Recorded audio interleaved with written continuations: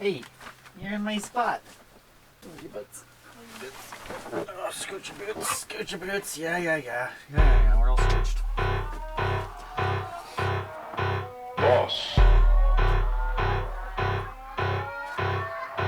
Boss. I'm back. The same plan of attack, but this time we got a big CD stack, and you know I'm rapping, but it's a little whack, cause I ain't got no tact, but you know this review ain't gonna be crap because it's all about the Mack. Mack Daddy. This is his third album released through Deaf American Records. This is Sir Mix-a-Lot's Mack Daddy. Holy moly, bombastic, braggadocious, slick beats with a tried and true formula. This thing drives through basically the entire track list. This 1992 record put Sir Mix-a-Lot and his whole Seattle scene on the map. Mix is determined to let you know who he is, what he's about, where he's from, and the troubles he faces in his life. He touches on some pretty serious subjects, from racism to guns to cocaine, but also he'll make a song about fake Louis Vuitton or pussycats, you know what I mean? Not forgetting booties, all while retaining his super bombastic, in-your-face, braggadocious style that just demands to be listened to and cranked up as high as you want.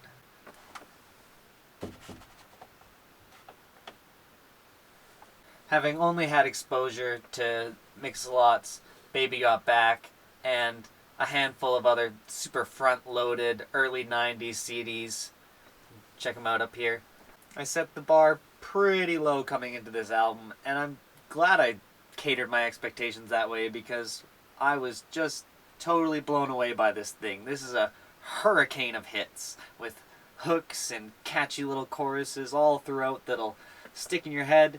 If you listen to this too many times, it'll be stuck there for a little too long, so be careful with your dosage of Sir Mix-a-Lot over here. The first track was co-written by Stevie Wonder, and it's titled One Time's Got No Case, and it's a great introduction to the themes and attitudes and sort of general delivery that you'll find throughout this whole CD. It does start out with a short skit, which many of the songs do, and I understand it's a controversial thing to have on an album, but the nature of his style and hip-hop in general, it does tend to bring a little bit more context into the album and into the song. That said, it isn't something I like listening to over and over again, and once in a while I do enjoy jumping right into the music. With the skits, it's totally possible that I'm giving Sir Mix a little bit too much credit, maybe because of the historical context that it gives the album, or maybe because I'm just trying to maximize my enjoyment of this thing. To really get the most out of this in-your-face, radical beatdown of an album, you have to listen to a few of these tracks a couple times, get a feel for them, understand what you're getting into when you're gonna put this album on, and put yourself in the right attitude and the right mindset.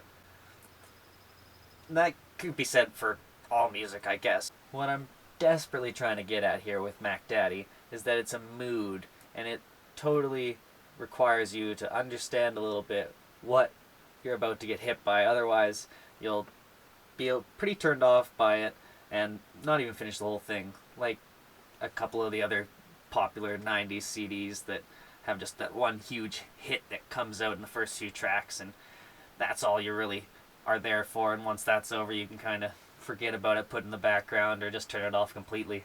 I haven't even talked about the music of this track yet. It starts off with a simple drum beat accompanied by Mix's in-your-face delivery of "It's the man that you love to hate, coming out of Washington State." Like a lot of the tracks here, it's got a low-key, sort of funky bass line that cycles through the background and keeps you along for the ride, but it is all about Mix-a-Lot's delivery and all about his lyricism, and just the way he comes about it, and his style is undeniably why you stick around and re-listen to this album. On this track, Mix tells the tale of crooked cops who are overstepping their authority and essentially lists off all the reasons why the cops should leave him alone, despite his future references to driving pretty fast and all his luxury cars in the future here. I'm sure that any cop that did listen to this and was gonna mess with Mix probably got the picture and didn't quite make it to those other tracks, but who knows. It's pretty catchy stuff. On to the title track. The tempo slows down and allows for this sexy, funky bass line to be turned way up to the front. Funkadelic vibes with Mix's loud and clear delivery, all complemented by Wicked Angel's little vocal addition on the chorus, culminate to make this one of the most memorable tracks on the album, besides the next track, making it one of my favorite songs on the album. That slow, smooth jam leads into probably the most iconic intro skit ever. Pepper, you gotta do a skit with me. Oh my god, Becky, look at her butt. It is so big. I'm pretty sure this single outsold the record. Baby Got Back was so popular that it brought booties back to the mainstream faster than Fat Bottom Girls ever did, inspired by the plethora of other booty songs. Listening to, I believe it was Parliament when he thought of the idea for this one. It's certainly not the first song about a woman's derriere, but Mix's unique, direct rapping style and simple backbeat accompanied by some horn sections here and there create this super catchy, super memorable hit that just keeps on giving. Put it on right now if you haven't listened to it yet, because this one is undeniable. Heck, Nicki Minaj, you know the track, she made a whole song around just the hook of this one. And it actually gave me a little bit more perspective on her as an artist, just chilling and listening to the Mack Daddy. It's okay, Pepper. This song is such a mainstream hit that it even prompted a cover artist to sue Glee for making a cover that's similar to his cover of this track. For my whole life, I've basically defined Mix-a-Lot by this song because it's so pervasive and such a classic track that I didn't really give anything else he made a try. Of course, he's got more to say than I like big butts, but with a LP full of references to his pee-pee, I think that's not really the worst introduction you could have to him. This next track, however, took me a few listens to learn to love, because it's quite odd in delivery and style.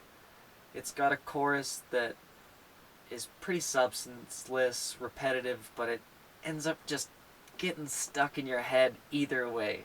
So, either learn to love it or just skip it, because this one's gonna grab you eventually.